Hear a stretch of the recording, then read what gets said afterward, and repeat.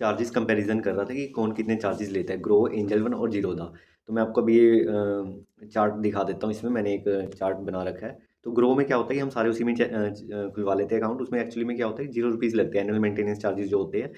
और angel one में वही हम जब चेक करते हैं तो 240 रुपीज़ पर ईयर कटते हैं, और वैसे जीरोधा में 300 रुपीज़। लेकिन अगर हम इसको थोड़ा डीप में जाके पढ़े, मैं आपको ये एक्सेल में एक शीट दिखा देता हूँ। तो इक्विटी डिलीवरी होता है कि जैसे ग्रो में वो 20 रुपीज़ कटते हैं, एंजल वन में 20 कटते हैं, जीरोधा में नहीं कटते।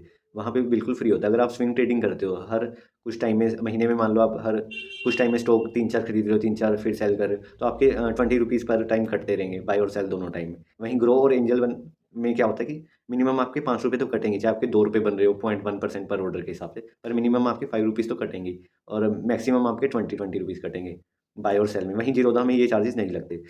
तो मैं यही कहूँगा कि अगर आप इनके वो देखें इक्विटी इंट्राडे में, अगर आप इंट्राडे करते हो तो वो भी एंजल वन और जीरोधा में सबसे कम है, 0.03%, और वहीं ग्रो में 0.1%।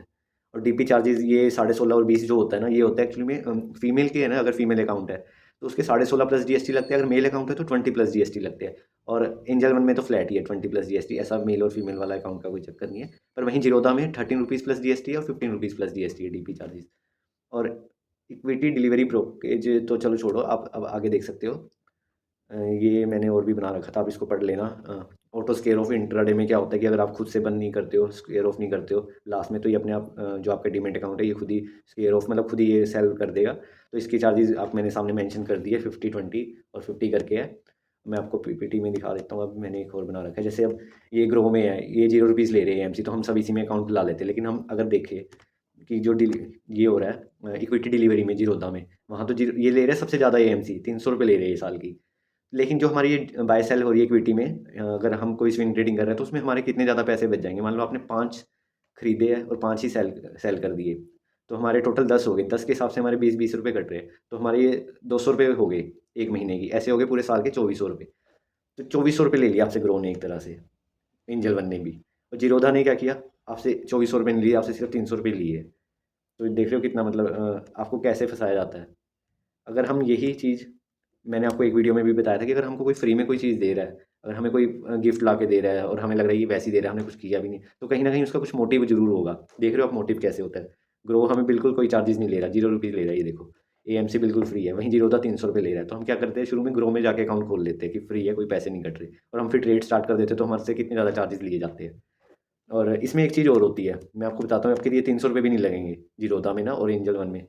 अगर जीरोधा में जैसे क्या होता है कि बीएसडी करके होता है अकाउंट, जो एक पेन पे एक ही अकाउंट खुलेगा।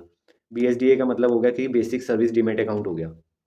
तो उसमें क्या होता है, अगर आपकी होल्डिंग 4 लाख से कम है तो आपको ये 300 रुपये भी नहीं देने, या एंजल वन में 240 भी नहीं देने। लेकिन ग्रो में ऐसा कुछ है ही नहीं, वहाँ तो पहले ही फ्री है, तो वहाँ तो वैसे ही नहीं चार्जेस लग रहे। तो बीएसडीए में क्या होता है, अगर बेसिक सर्विस डीमेट अकाउंट है ना, वो एक पेन पे एक ही खुलेगा, और होल्डिंग 4 लाख से कम है तो आपके जीरोधा के 300 रुपये भी नहीं लगेंगे। लेकिन वहीं होल्डिंग अगर 4 लाख से ज़्यादा है तो आपके एंजल वन में 100 रुपये प्लस जीएसटी लगा लो, 118 रुपये लगेंगे, और जीरोधा में तो शायद, जीरोधा में भी लगभग इतने ही होंगे। तो आपके ये 300 रुपये भी नहीं कटेंगे, और एंजल वन में जैसे 240 ये भी नहीं कटेंगे।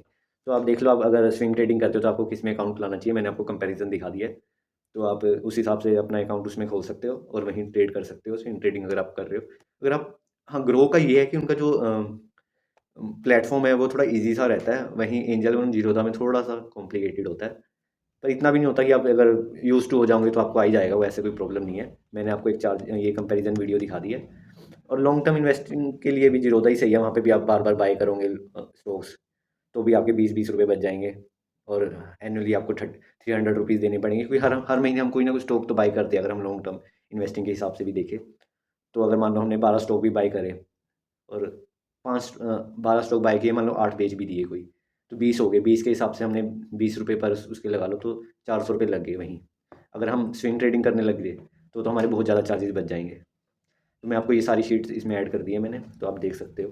चार्जेस बीच में आप पॉज करके देखना चाहो तो प्रॉपर देख भी सकते हो।